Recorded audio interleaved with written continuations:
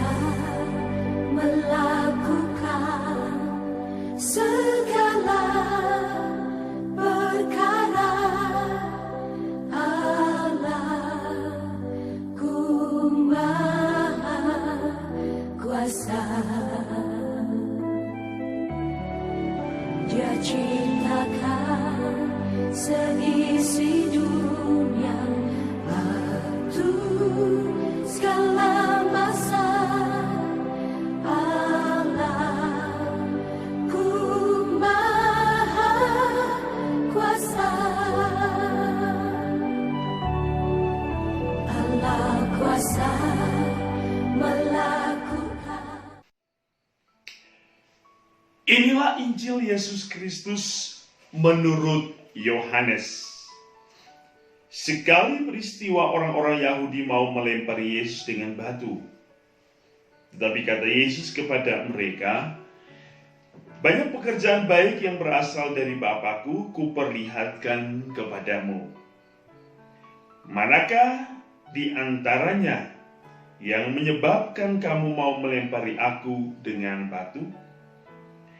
Jawab orang-orang Yahudi itu, bukan karena suatu perbuatan baik maka kami mau melempari engkau, melainkan karena engkau menghujat Allah, dan karena engkau menyamakan dirimu dengan Allah, meskipun engkau hanya seorang manusia. Kata Yesus kepada mereka, tidakkah ada tertulis dalam kitab Tauratmu, Aku telah berfirman, kamu adalah Allah? Padahal kitab suci tidak dapat dibatalkan.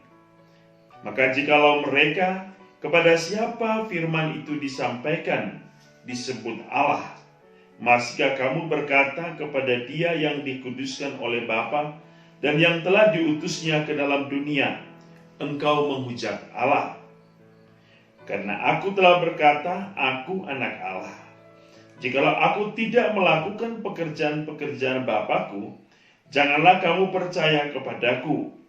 Tetapi jikalau aku melakukannya dan kamu tidak mau percaya kepadaku, percayalah akan pekerjaan-pekerjaan itu, supaya kamu boleh mengetahui dan mengerti bahwa Bapa ada dalam aku dan aku ada di dalam Bapa. Sekali lagi mereka mencoba menangkap Yesus, tetapi ia luput dari tangan mereka. Kemudian Yesus pergi lagi ke seberang Yordan, ke tempat Yohanes dulu membaptis orang, lalu ia tinggal di situ. Banyak orang datang kepadanya dan berkata, Yohanes memang tidak membuat satu tanda pun, tetapi semua yang pernah dikatakan Yohanes tentang orang ini benar, dan banyak orang di situ percaya kepadanya. Demikianlah Injil Tuhan. Saudara-saudari santapan jiwaku, figur Yesus menjadi suatu figur yang begitu kontradiksi, bukan hanya pada zaman dulu, tetapi bahkan sampai sekarang. Figur yang banyak orang menerima, tetapi banyak orang juga menolak. Tetapi dari semuanya itu, bagi orang yang telah percaya, Yesus adalah satu figur yang luar biasa di dalam kehidupan kita. Ia bukan saja dicintai, tapi ia dibenci. Bahkan kebencian kepada Yesus itu sampai orang ingin membunuhnya. Dan tentu kita tahu akhirnya Yesus pun disalibkan. Hari ini kita mendengar satu konflik yang terjadi, di mana orang-orang Yahudi mau melempari Yesus dengan batu karena mereka ingin membunuh Yesus. Tetapi Yesus meninggalkan mereka. Yesus menjauhi mereka. Bukan karena Yesus takut, tetapi Yesus ingin terus melakukan perbuatan-perbuatan, pekerjaan-pekerjaan baik yang telah disiapkan oleh Bapa dalam dirinya kepada orang-orang yang mau menerimanya. Maka kita dengar hari ini Yesus akhirnya pergi menyeberang ke tempat di mana Yohanes dahulu dibaptis. Dan disitulah banyak orang percaya. Saudara-saudari, tentu konflik selalu ada dalam kehidupan kita. Konflik terjadi oleh karena orang salah memahami suatu pengertian atau suatu pemahaman dan teristimewa suatu ide atau suatu opini, suatu gagasan, suatu teori atau suatu kejadian. Pemahaman yang salah inilah akan terjadi konflik.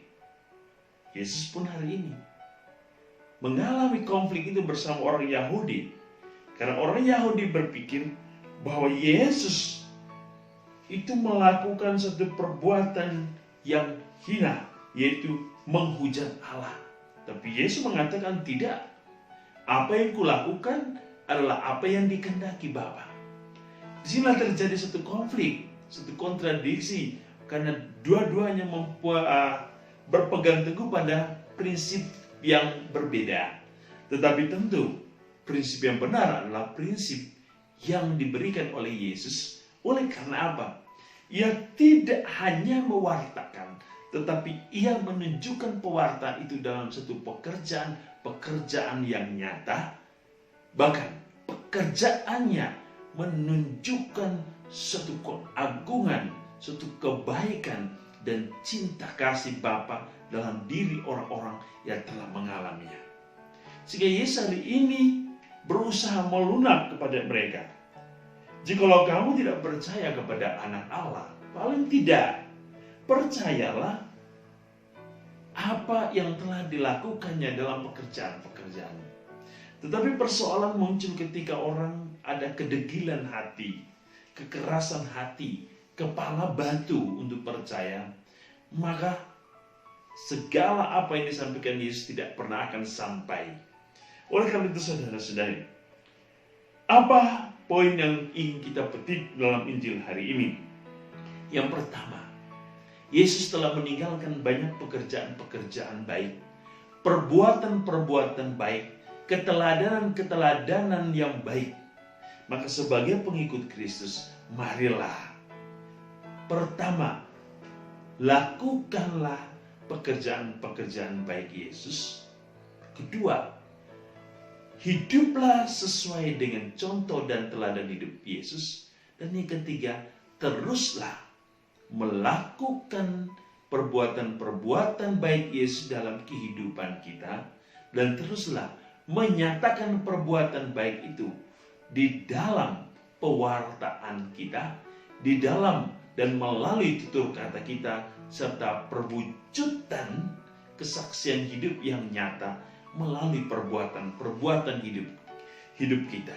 Karena dengan demikian, apa yang kita lakukan bukan lagi diri kita sendiri, melainkan diri Yesus yang kita nyatakan dalam kehidupan kita.